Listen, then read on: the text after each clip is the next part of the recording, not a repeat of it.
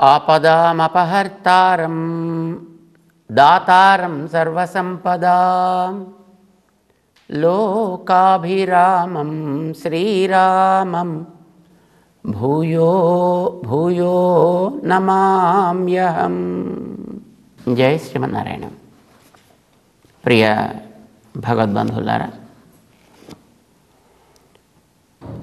మనిషి జీవితంలో ఆనందంగా ఉండాలి అని కోరుకుంటాడు. ఎవరైనా ఆనందంగా ఉండాలని కోరుకుంటారు. కానీ ఆనందమయమైన జీవితాన్ని సాగించడానికి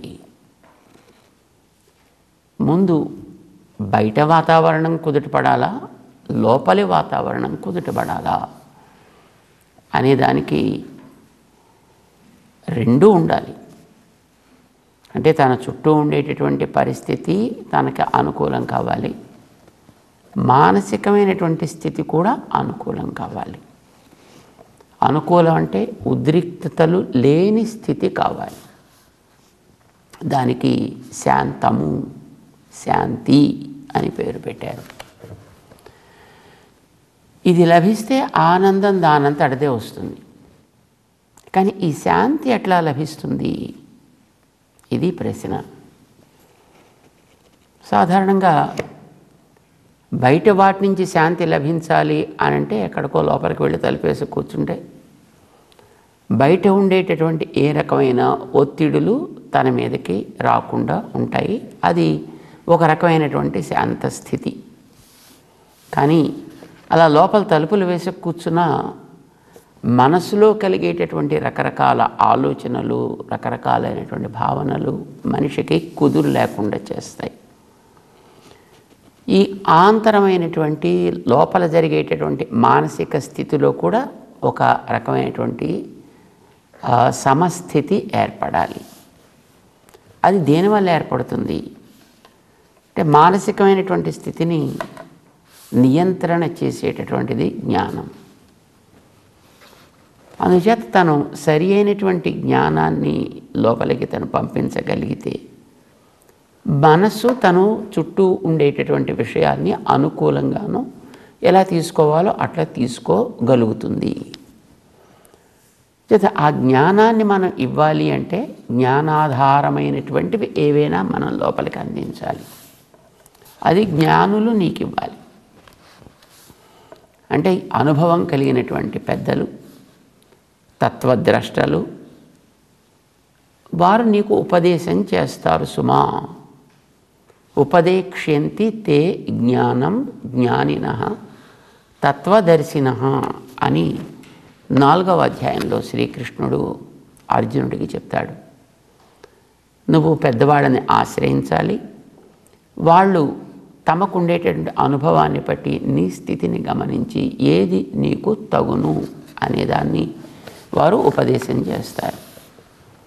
అలాంటి ఉపదేశ ప్రభావం చేత అప్పుడు నీలో కలిగేటటువంటి ఆంతరమైనటువంటి అలజడులు తగ్గి మానసికమైనటువంటి శాంతిని నువ్వు పొందగలిగితే ఆనందం నీకు సహజంగా లభిస్తుంది.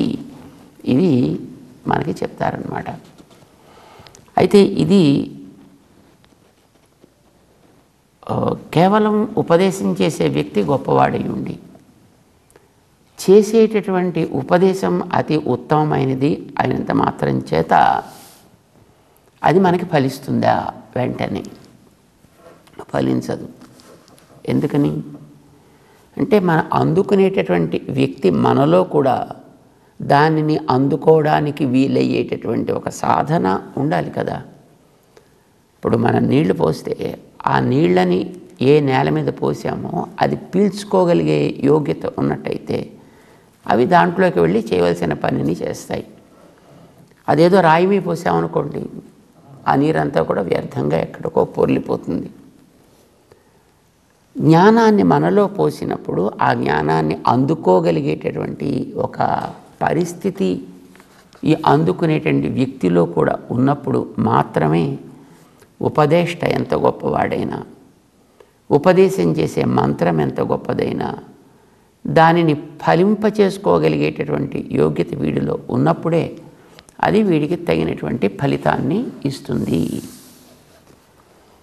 ఏం చేయాలి వీడు? ఎలా ఉండాలి వీడు? దీనికి సాధించాల్సినటువంటి యోగ్యత ఏమి అనే ప్రశ్నకి శ్రీకృష్ణుడు 4వ అధ్యాయంలో 39వ శ్లోకంలో ఉపదేశం చేస్తాడు. శ్రద్ధావాన్ లభతే జ్ఞానం తత్పరః సంయతేంద్రియః జ్ఞానం లబ్ధ్వా పరాం శాంతిం అచిరేణాధిగచ్చతి. శ్రద్ధావాన్ లభతే జ్ఞానం. ఎవడికి అది కలిగించాల్సినటువంటి మంచి జ్ఞానాన్ని కలిగిస్తుంది? సద్గురువు, ఒక మంచి ఉత్తముడైనటువంటి ఒక ఆచార్యుడు. తను చేసేటటువంటి ఉపదేశం అతి ఉత్తమమైనది అయినప్పటికీ కూడా అందుకునేటటువంటి వ్యక్తిలో శ్రద్ధ ఉన్నట్టయితే, శ్రద్ధావాన్ వాడు అయినట్టయితే లభతే జ్ఞానం, వాడికి కలగాల్సినటువంటి జ్ఞానం కలుగుతుంది. ఆ జ్ఞానం వాడి మానసికమైనటువంటి అలజడులని, ఉద్రేకాలని తగ్గించగలిగినది అవుతుంది. వాడు కేవలం శ్రద్ధ ఒక్కటి ఉంటే చాలదు, తత్పరః, దాని యందు వాడికి ఏకాగ్ర బుద్ధి కూడా కావాలి. అంటే తాను వినేటటువంటి ఉపదేశం అది పరః, అది తనకి ఇది తప్ప మరొకటి పొందదగినది నాకు కాదు అనేటటువంటి నిశ్చయం కూడా కలిగిన వాడు కావాలి. 3 సంయతేంద్రియః, వాడు తన ప్రవృత్తులని ఇతరమైనటువంటి తను ఉపదేశం పొందే ఏది తనకు కలగాలని అనుకుంటున్నాడో దానిని పాడు చేసేటటువంటివి, దానిని తనకి అందకుండా చేసేటటువంటి వాటి విషయాల్లో సాగించే ప్రవృత్తుల నుంచి వాడు వెనక్కి రావాలి. తన యొక్క దేహాన్ని, తన యొక్క ఇంద్రియాలని వాడు నిగ్రహించిన వాడు కావాలి. ఇది కనుక ఏర్పడితే అప్పుడు వాడికి లభించేటువంటి ఉపదేశం వాడికి మానసికమైనటువంటి శాంతాన్ని ఇస్తుంది. ఇది ఎంతకాలమైన తర్వాత ఇస్తుంది? దీనికి ముందుండేటటువంటి 38వ శ్లోకంలో కాలేనాత్మని విందతి అని చెప్పాడు ఆయన. అంటే అది నువ్వు వినగానే వెంటనే ఫలించేదో, అది ఏనాటికి ఫలించాలో నువ్వు దాని మీద చేయవలసిన కృషిని చేస్తూ ఉన్నట్టయితే క్రమంగా ఏదో ఒక కాలానికి అది ఫలించవచ్చును. అన్నీ ఒక రకంగా ఉండవు కదా. నేల సారాన్ని బట్టి గింజ మొలకెత్తడం ఉంటుంది, గింజలో ఉండే లక్షణాన్ని బట్టి గింజ మొలకెత్తేటటువంటి స్థితి ఉంటుంది. కొన్ని గింజలు మొలకెత్తడం ప్రారంభించడానికి సుమారు 2-3 ఏళ్ల కాలం పడుతుంది. ఆ 2-3 ఏళ్ల కాలం అది నేలలో కనుక ఒకసారి నానితే ఆ తర్వాత దాని యొక్క గ్రోత్, దాని యొక్క పెరుగుదల వేగంగా సాగిపోతుంది. కొన్ని వేసిన మర్నాటి నుంచే క్రమంగా మొలకెత్తడం ప్రారంభిస్తాయి. అది క్రమంగా బయటకు వస్తాయి. కొంతకాలం తర్వాత ఇవ్వాల్సిన ఫలితం ఏదో ఇచ్చి తర్వాత తొలగిపోతాయి. కొన్ని అయితే 12 ఏళ్ళకి ఒకసారి పైకి వస్తాయిటండి, మొలకెత్తుతాయి. అంటే అది గింజ లక్షణం కొంత ఉంటుంది, భూమి లక్షణం కొంత ఉంటుంది, చుట్టూ ఉండే వాతావరణపు ప్రభావం కొంత ఉంటుంది. ఇందులో ఏది సహకరించకపోయినప్పటికీ కూడా మనం చూడాల్సినటువంటి ఫలితాన్ని చూడలేము. అందుచేత నువ్వు సాధన చేసినప్పటికీ కూడా అది కాలేనాత్మని విందతి, అది ఏదో ఒక నాటికి తప్పకుండా వస్తుందా, ఫలిస్తుంది అని చెప్పాడు ఆయన. అంటే ఏదైనా చూడండి, బాగా నీళ్లు కాచేటటువంటి డెగిసాలు లాంటివి ఉండేవి ఇదివరకు మన ఇండ్లల్లో. దాంట్లో నీళ్లు తీస్తుంటారు, పోస్తుంటారు. అది అట్లాగే పొయ్యి మీద ఉండేది.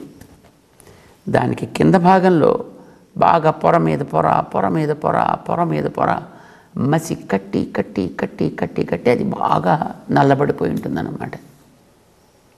ఇంత దళసరిగా పెరిగిపోయి ఉంటుంది. దాన్ని ఎవరికైనా ఓ బుద్ధి పుట్టి దాన్ని శుద్ధి చేయాలని అనిపించింది అనుకోండి, దాన్ని దేంతో చేయాలి? దాని మీద ఏదో వేసి దాన్ని నూరడం ప్రారంభించాలి. గట్టిగా నూరితే ఆ పాత్ర కాస్త కన్నం పడి ఎందుకు పనికి రాకుండా మారుతుంది. లేదు మరొక రకంగా నీళ్లు పోస్తే ఆ నీళ్ళు దానికి అంటుకో దాని మించి ఎలా పోతుంటాయి. అలాగా దానికి ఒక పద్ధతి ప్రకారం తీసుకుని దానికి కావాల్సినటువంటి ద్రవ్యాలు వేటితో దాన్ని గీకాలో ఎలా గీకాలో అవి తీసుకుని మెల్లమెల్లగా దాని మీద గీకుతూ ఉంటే ఒక రోజులో కాదు 2 రోజుల్లో కాకపోవచ్చును, కొంతకాలం గీకగా ఆ పైనుండి మసిపోయి ఒకనాటికి అది తను ఏ లోహమో ఆ లోహం బయటికి రావచ్చు. ఏదో రాగో లేకపోతే ఇత్తడో లేకపోతే మరొకటో అది బయటికి రావడానికి అవకాశం ఉంటుంది. అది కాలేన ఆత్మని విందతి అన్నట్టుగా అది ఏదో ఒక కాలానికి ఆ పైనుండి మసి కాస్త పోయి అది శుద్ధం కావచ్చు. ఇది మామూలుగా జరిగేదానికి. కానీ కొన్ని మార్గాలు ఉన్నాయి. దాంట్లో ఏదో కొన్ని యాసిడ్స్ లాంటివి అవి వేసినట్టయితే అసలు లోహానికంటే దానిపైన ఎంత అంటుకున్నప్పటికీ కూడా వాటన్నిటినీ అది ఒక రకంగా పల్చబరిచి అవి తొలగిపోయేటట్టు చేయగలిగేటటువంటివి కొన్ని ద్రవ్యాలు కూడా ఇప్పుడు తయారవుతున్నాయి. అలాంటిది ఏదైనా ఉందా? మన మనస్సుకి పట్టినటువంటి రకరకాల దోషాలని, మన మనస్సుకి పట్టినటువంటి కర్మ వాసనలని తొలగించి మనస్సులో ఉద్రేకాలు రాకుండా చేసి అలజడి చెలరేగకుండా ఉండేట్టు చేసి మనస్సుని ప్రశాంతంగా ఆనందమయమైనటువంటి స్థితిని పొందడానికి వీలయ్యే సాధనంగా తీర్చిదిద్దగలిగింది ఏదైనా ఉందా? ఎందుకంటే అర్జునుడికి అంత ఓపిక లేదు. అదో కాలేన ఆత్మని విందతి అంటే ఎంతకాలం సాధించాలి, ఎంతకాలం కృషి చేయాలి, లేదా అప్పటిదాకా మనం బతికుంటామా ఉండమా, ఈ సందేహం గతంలో ఒకసారి కలిగింది ఆయనకి.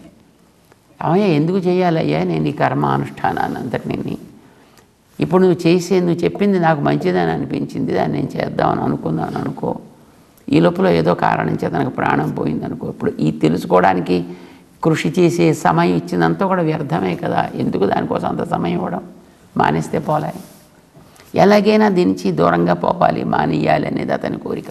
ఇది ఎప్పటికి వస్తుందో తెలియదు, వస్తుందో రాదో తెలియదు, అప్పటిదాకా మనం ఉంటామో ఉండవో తెలియదు. నువ్వు చెప్పింది అయితే బాగానే ఉందయ్యా కృష్ణ, కానీ నాకు అంతవరకు ఎలా ఓపిక పట్టమంటావా అంటే పాపం కృష్ణుడికి కూడా అనిపించింది, వీడు దొరక్క ఒక శిష్యుడు దొరికాడు ఆయనకి జీవితంలో. ఆయన పుట్టినప్పటి నుంచి ప్రయత్నం చేస్తున్నాడు ఎవరికైనా మొత్తం ఈ ఆచరణ విధానాన్ని అంతటిని కూడా చెప్పాలి అని. కానీ ఎవడు వినడానికి సిద్ధంగా అయితే ఎవడు దొరకలేదు ఆయనకి పాపం ఇంతవరకు. ఇప్పుడు దొరక్క 90 ఏళ్ల వయసు దాటిన తర్వాత ఇప్పుడు ఒక్కగానొక అర్జునుడు దొరికాడు, అది కూడా యుద్ధరంగంలో దొరికాడు. అదే అవతల యుద్ధానికి అందరూ సిద్ధపడి ఉంటుండగా వాళ్ళందరినీ కూడా ఏదో ఒక ప్రయత్నం చేసి వాళ్ళందరినీ స్టిల్ మోడ్లో పెట్టి అర్జునుడికి మాత్రం అది పని చేసేట్టు చేసి ఏదో రకంగా ఇతని ద్వారానైనా రాబోయేటటువంటి తరానికి ఇవ్వాల్సినటువంటి ఈ జ్ఞానాన్ని తాను ఇవ్వాలి. ఇది పాపం ఆయన ఉద్దేశం. మరి ఆ దొరికిన ఒక్కడు కూడా ఇప్పుడు అబ్బా ఇది ఎప్పటికి వస్తుందో ఎంతకాలానికి పని చేస్తుందో అని అంటే వీడు కూడా విసుగొచ్చి వీడి ఇందులోంచి కూడా పారిపోతే జారిపోతే, అందుకోసం వాడికి త్వరగా పనిచేసే సాధనం కూడా ఏదైనా ఒకటి చెప్పాలి. అందుకు చెప్తున్నాడు 39వ శ్లోకాన్ని, శ్రద్ధావాన్ లభతే జ్ఞానం. నాయన ముందర వినేటటువంటి నీకు శ్రద్ధ కావాలి. తత్పరః నువ్వు దానిని ఏకాగ్ర దృష్టితోటి స్వీకరించగలిగిన వాడివి కావాలి. సంయతేంద్రియ కాస్త నీ యొక్క ఇంద్రియాలని స్వాధీనంలో పెట్టుకున్న వాడు కూడా కావాలి. అంటే దీన్ని డిస్ట్రాక్ట్ చేసేటటువంటి ఏమైనా కొన్ని ఉన్నట్టయితే ఫ్యాక్టర్స్ వాటి వైపు వెళ్లకుండా ఉండేటట్టుగా చూసుకోగలిగిన వాడివి కూడా కావాలి. ఇది కనుక నువ్వు చేయగలిగితే నీకు కాలేనా అనేంత దీర్ఘమైనటువంటి స్థితి అక్కర్లేదయా, అచిరేణ అధిగచ్చతి, వెంటనే నువ్వు పొందుతావు. ఇప్పుడు కాస్త ధైర్యం కలిగింది అర్జునుడికి. వెంటనే పొందుతాను అని అంటే దానికోసం ఏదైనా చేయబుద్ధి అవుతుంది. ఎప్పటికో వస్తుందిలే అంటే అదే చూద్దాం లేదు వచ్చినప్పుడు ఇంకా చాలా టైం ఉంది కదా అని అనిపిస్తుంది అన్నమాట. అలా అనిపించడానికి వీల్లేదు, ఇతను కృషి చెయ్యాలి. కర్మానుష్ఠానాన్ని చేయించాలి ఇతని చేత. అంచేత ఇతనికి ఏదో రకమైనటువంటి రుచి పుట్టించాలి, ప్రరోచన కలిగించాలి. దానికి ఏం చేయాలి ఆయన చెప్తున్నాడు. మొట్టమొదటి నువ్వు చేయవలసింది ఏంటా, శ్రద్ధావాన్ లభతే జ్ఞానం. నీకు మొట్టమొదటి శ్రద్ధ కలగాలి. శ్రద్ధ అంటే ఏమి? రుచిపూర్వక త్వర, దానికి శ్రద్ధ అని అంటారు. ఏదైతే నువ్వు పొందాల్సింది ఉందో ఏ రంగంలోనైనా కానివ్వండి, అది విద్యారంగం కావచ్చు, క్రీడారంగం కావచ్చు, వైజ్ఞానిక రంగం కావచ్చు, ఏ రంగంలోనైనప్పటికీ కూడా పొందదలుచుకున్న లక్ష్యం ఏదో దాని యందు నీకు ముందర ఇది నాకు చాలా ఇష్టం, దాని యందు రుచి ఉండాలి. వీడికి రుచి అంటే ఇది నాకు ఇష్టం అని వాడు అనుకోవాలి. కేవలం అది చాలదు. ఆ ఇష్టమైనటువంటి ఆ తత్వాన్ని, ఆ వస్తువుని నేను వెంటనే పొందాలి. త్వర అంటా దాన్ని, ఈగర్నెస్. వస్తే రాని, పోతే పోని, వస్తే చూస్తా, ఈ స్థితి ఉన్నట్టయితే మాత్రం వాడికి అది అందదు. అది శ్రద్ధ అని అనరు దాన్ని. అంచేత రుచి ఉండాలి, త్వర ఉండాలి. త్వర ఉండే రుచి లేకపోతే లాభం లేదు, రుచి ఉండి త్వర లేకపోతే లాభం లేదు. చేత రుచిపూర్వక త్వర శ్రద్ధ అని దానికి ఒక నిర్వచనాన్ని ఇచ్చారు. ఇది కలిగి ఉండాలి వాడు.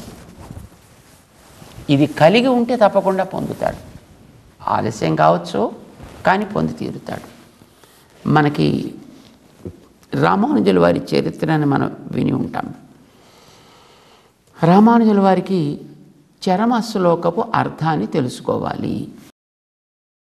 చరమశ్లోకం భగవద్గీతలో ఉండేటటువంటి 18వ అధ్యాయంలోని 66వ శ్లోకం. దాని చరమశ్లోకం అని అంటారు. అంటే అర్జునుడికి శ్రీకృష్ణుడు చేసినటువంటి ఉపదేశానికి అది చివరి శ్లోకం.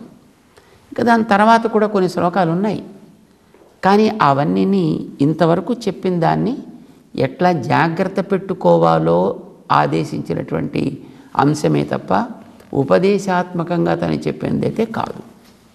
అందుచేత 66వ శ్లోకాన్ని చరమ శ్లోకం అని కీర్తిస్తుంటారు. చరమ శ్లోకం ఉపదేశంలో ఉండేటటువంటిది.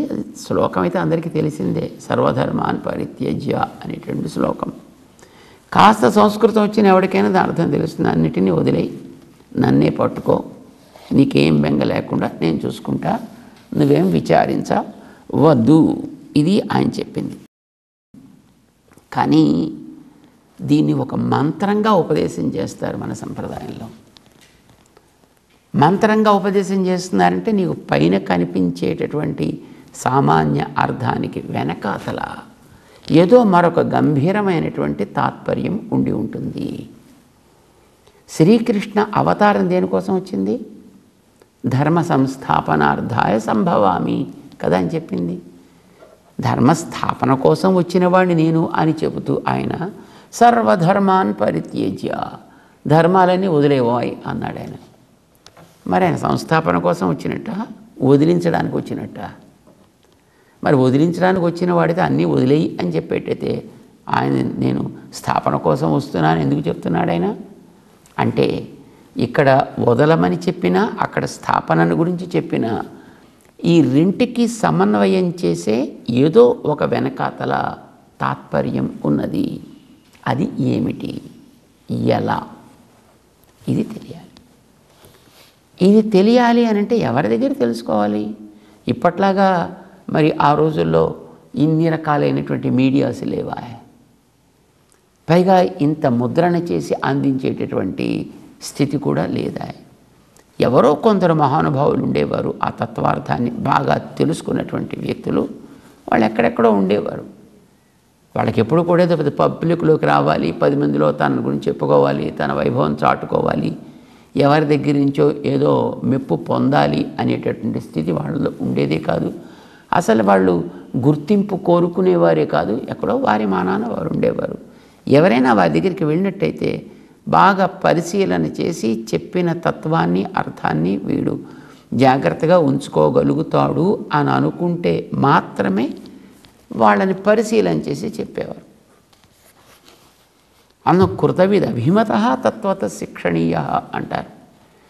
తమలాంటి మిగతా పెద్దలు ఉండేటువంటి సమాజంలోకి వీడిని తీసుకువెళ్ళి వాళ్ళంతా కూడా వీడిని గమనించి పర్వాలేదు వీడు కూడా చెప్పచ్చు అని ఆమోదం తెలిపినట్టయితే మాత్రమే వాళ్ళు ఆ రహస్యాలు వాడికి చెప్తూ ఉండేవారు.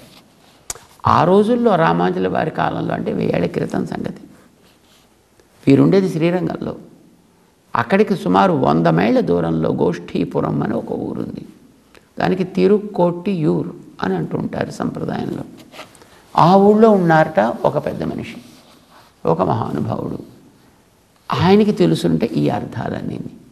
అంచేత నువ్వు అక్కడికి వెళ్ళవయ్యా, వారిని ఆశ్రయించు, వారి ద్వారా ఇది నువ్వు తెలుసుకోవాల్సినటువంటి అవసరం ఉన్నది, ఇది నీకు తప్పనిసరిగా తెలియాలి అని వారికి అంతకుముందు మార్గదర్శకులుగా ఉన్నటువంటి మహాపూర్ణులు అని అంటారు, వారు ఆదేశించారు. రామానుజుల వారు వెళ్ళారు అక్కడికి. మరి ఆ రోజుల్లో వారు నడిచే వెళ్ళేవారు. 100 మైళ్ళ దూరం నడిచే వెళ్ళారు. తమ పరివారం అందరితోటి వెళ్ళారు. కానీ గురువుగారు చూశారు, చాలా బాగుంది అని అన్నారు. కానీ తర్వాత చెప్తానులే అన్నారు. అటువంటి వారిని గుర్తించడమే కష్టమైంది. గుర్తించిన తర్వాత వారు చెప్పడానికి సుముఖంగా కనిపించలేదు. తర్వాతకి రావయ్యా కొంతకాలానికి అన్నాడు ఆయన. ఏదో కొంత అవధి పెట్టారు. రామానుజుల వారికి నిజంగా తెలుసుకుందామనేటటువంటి శ్రద్ధ ఉన్నది, రుచి ఉంది, త్వర ఉంది. అందుకే వారు ఇప్పుడు కాదు ఓ 2 నెలల తర్వాత, అంటే సరిగ్గా మళ్ళీ 2వ నెల పూర్తయ్యే సమయానికి మళ్ళీ వెళ్ళారు అక్కడికి. ఇప్పుడు కాదు ఆ తర్వాత చూద్దాం లేదు, మళ్ళీ ఇంకొక 2.5 months తర్వాత మళ్ళీ వెళ్ళేవారు. 5 నెలల తర్వాత మళ్ళీ వెళ్ళేవారు. ఇంకో 3 నెలల తర్వాత మళ్ళీ. ఎప్పుడు వారు సమయాన్ని చెబితే తప్పనిసరిగా అదే సమయానికి మళ్ళీ వెళ్ళి కనిపించేవారు. వారు ఎన్నిసార్లు తిరస్కరించినా వీరు వారి విషయంలో ఏ రకమైనటువంటి అశ్రద్ధని చూపించలేదు, అరుచిని ప్రదర్శించలేదు. వారికి తెలుసుకోవాలి అనేటటువంటి రుచి ఉంది, తత్వం మీద ప్రేమ ఉంది, ఆ అర్థం మీద నిష్ఠ ఉంది. అంతేకాదు తెలియాలనేటువంటి త్వర కూడా ఉంది. కనుక వారు ఏ సమయం చెబితే సరిగ్గా ఆ సమయానికి మళ్ళీ పెడుతుండేవారు. 17 సార్లు తిరిగారు. అట్లాగా ఎంతకాలం పట్టిందో, ఎన్నేళ్ళు పట్టిందో మనకి తెలియదు.